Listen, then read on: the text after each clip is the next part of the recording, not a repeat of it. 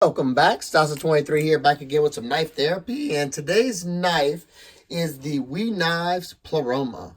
This little guy comes in at right at $300. This is designed by the so popular these days Elijah Isham.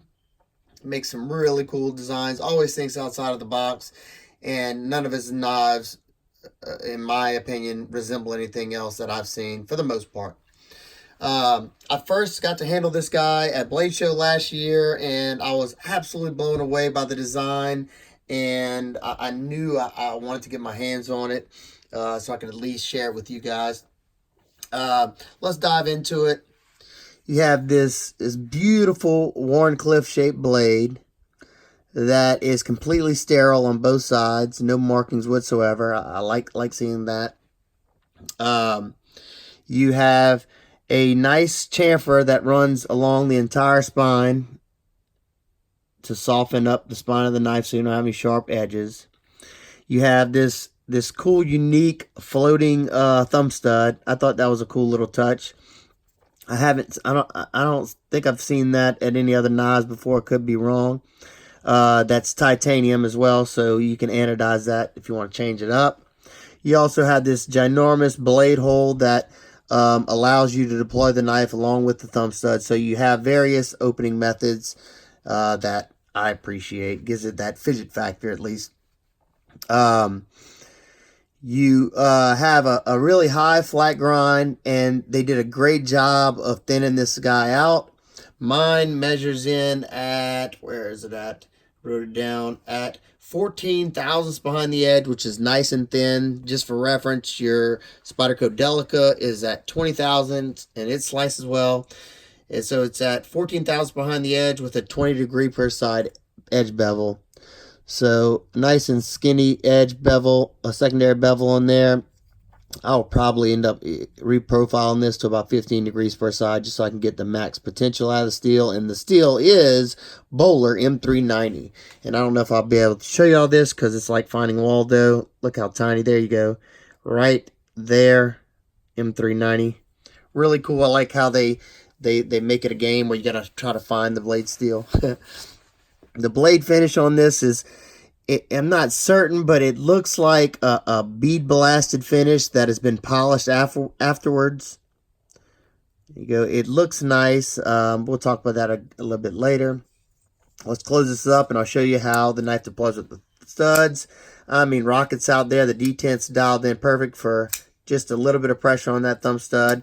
Then you can also put your finger in the back, do your little spidey flick, and you can slow roll it as well. So all kinds of different methods, always nice to see.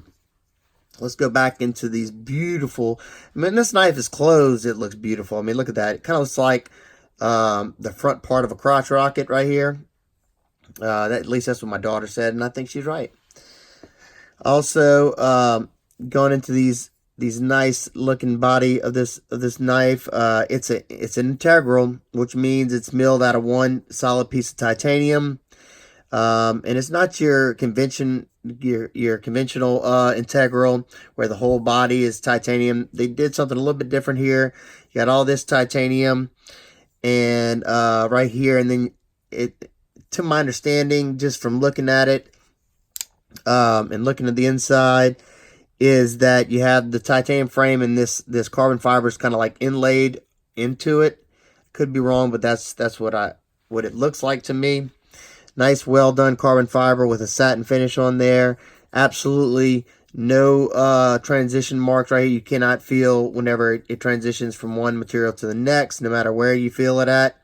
They did a good job of mating everything up.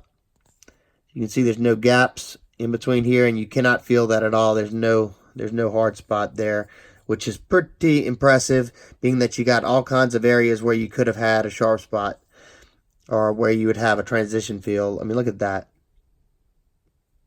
Only in the right light you can see that line, but in certain lights you don't see it at all. I love how you can see the grain of that carbon fiber.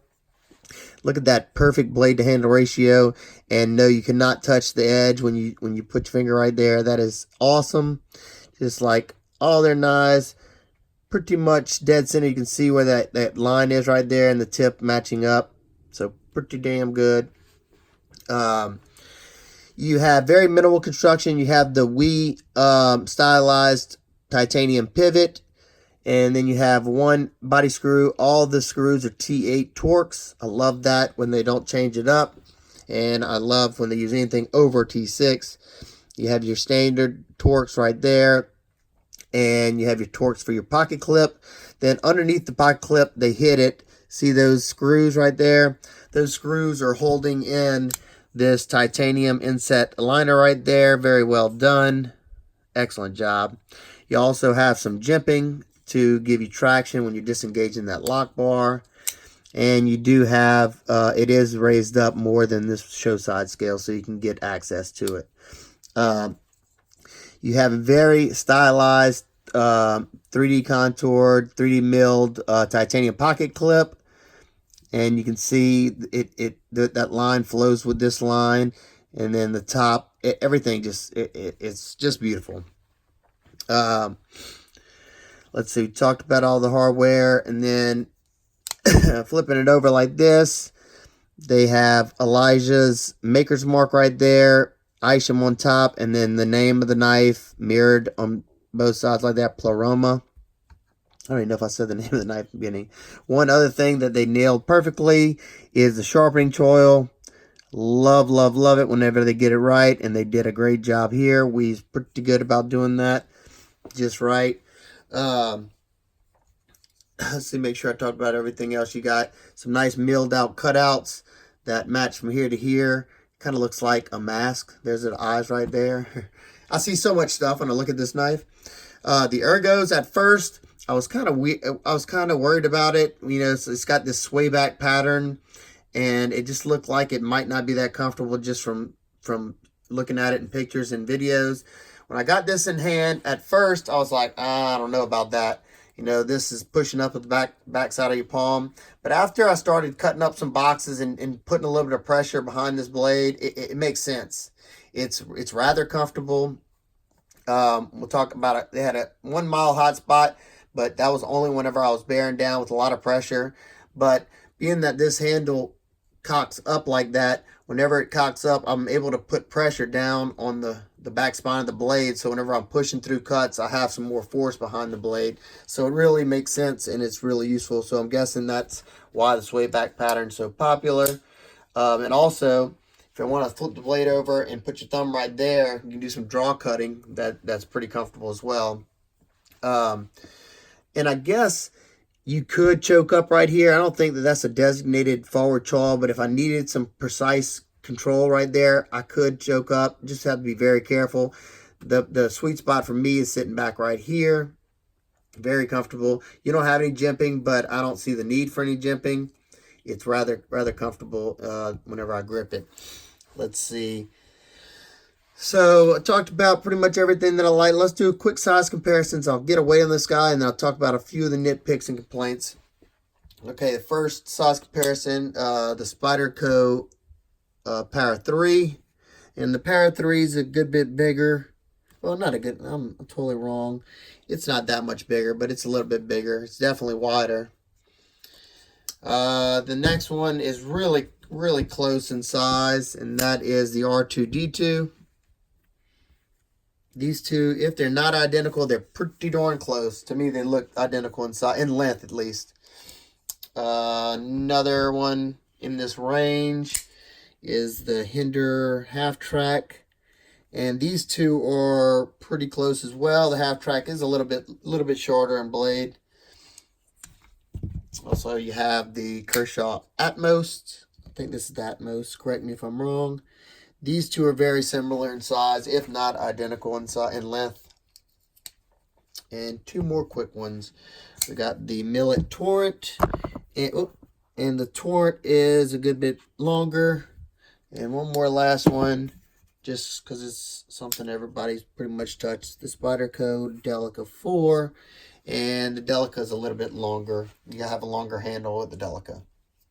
So there you go. Hopefully that gives you some good size references. Let's get a weight on this guy. It's rather light.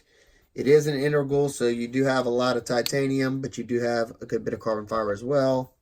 2.67 ounces. That is awesome. Love it, love it, love it. Um, and I don't know. Sorry, I didn't really do the specs on this one, but let's get a quick overall length just so you can put a size to that weight. That dog to keep hitting the camera. 7 inches overall with a 3-inch blade, so it should be legal in a lot of areas. That's awesome to see. And you have a 4-inch handle with about a 3¼ inch grip area. Oh yeah, and as far as thickness, it doesn't, I mean, it is a little thicker than average, I think, but it's not bad. Thickness is usually not a problem. Yeah, it's just a little bit over your standard at 0.55. Not bad at all.